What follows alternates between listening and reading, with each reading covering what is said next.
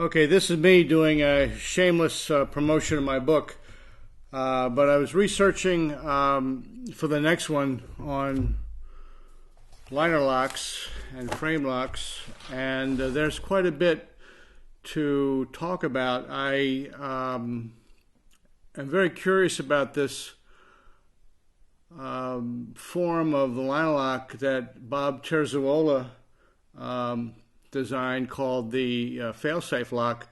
There was some mention on YouTube. I looked over his book and got a little more familiar with it, and I'd like to show you the book, but I don't know where it is, but you can find it's kind of out of print, but it explains that. And I wanted to talk to some people who have a bit more experience, and I did talk to Bob Terzuola about it. And these are the pictures he drew me, which pretty much are identical to what is in his book. Takes the radius on the face of the lock on the tang. This, of course, is exaggerated. And he did this with a diamond core drill, the way he described it, and I was talking to Mel Pardue and Mike Vellekamp about it, and Mel's very traditional. He's been making liner locks for many years, and he goes along with the basic simple design, doesn't really care for carbonization or the altering the lock in such a way. Oddly enough, Bob Terzuola has said that he's not strongly in favor of this design anymore either, because he's discovered that once the lock wears in, it is very stable. The edges kind of get rounded on the face of the lock bar, and it works just as well with or without this. But I did get a kick out of the argument Mike Vellekamp and Mel Pardue were having. I didn't get it on tape, unfortunately, but I thought I'd talk to Mike at a later time and get his opinion, and we kind of went over this, and I'd like to share that with you guys. We were talking the other night about the liner lock face and the lockup. Maybe give your opinion again, or what you like, what you don't like.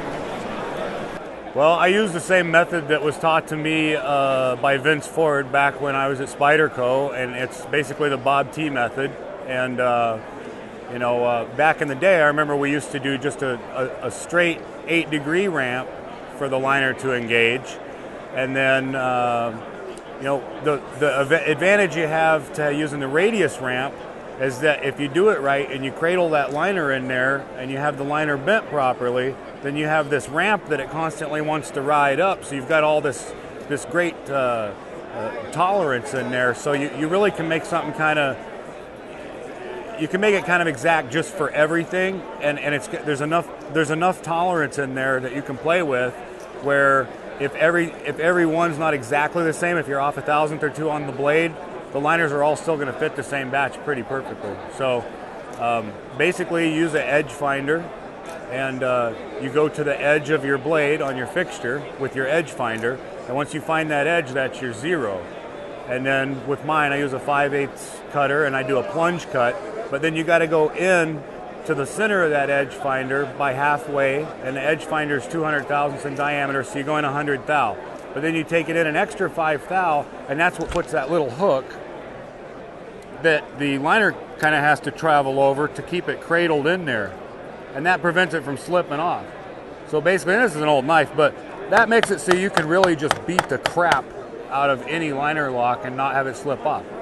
So the formula basically is kind of simple. I'm going to give you the very kind of layperson's version. But basically, this is your blade, okay?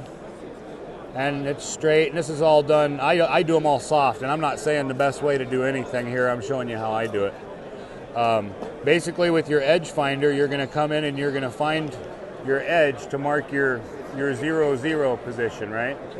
So once you find that with your edge finder, then you're going to take it and you're going to wind the table in until you get into the middle of your edge finder. So you're taking the table in 105 thou this way. Now that extra 5 thou, 100 thou gets you in the middle of the edge finder. That extra 5 thou is what's, when you machine, is going to put this little bit of a hook there. And it makes all the difference in the world, and that's what's going to keep that thing cradled in there. So after the liner comes over, it doesn't want to slip back off because it's got this little hook. And it's so small, I mean, you never see it and you don't feel it either, but it works and it's there, it's purposeful. If you put the right bend in the liner, if you bend it, that's another thing. If you don't bend the liner properly, in other words, if it's too straight or if it flexes back out the other way, then you can have it jump off the knife too when you spine whack it. But if you do it just right, and like I said, I use a 5/8 end mill, and I plunge cut it. I just use carbide, and I do it when they're soft, not when they're hard. But if you do it right, you'll have a blade liner lock that you cannot defeat. You can beat the crap out of them. And as you do that, and as you beat it more and more and more and more, if you've bent it right, the idea is your liner is just going to start curling up inside there. And if anything, as it curls up in there, at some point you'll get the blade to be able to move more forward because the liner's moved and crunched up, but it'll never come back on you. It will not fail. It won't fail from the force or from the vibration or anything. It's cradled right in there. But then it's also very easy to move away. What about this little lip down here? Is that going to be a problem? Should you remove that? No. You leave it right there. It's only 5 thousandths that you're going in to create that little hook there, and it's just enough to keep that thing from wanting to bounce out from vibration. It's not just the force. Sometimes it's just the exact way that you hit it and the vibration that causes it to want to pop off of there. It's not necessarily the force or the how many pounds you're putting behind it. It's just that, you're almost kind of putting that shock into it to make it want to pop off. This little lip prevents that from happening.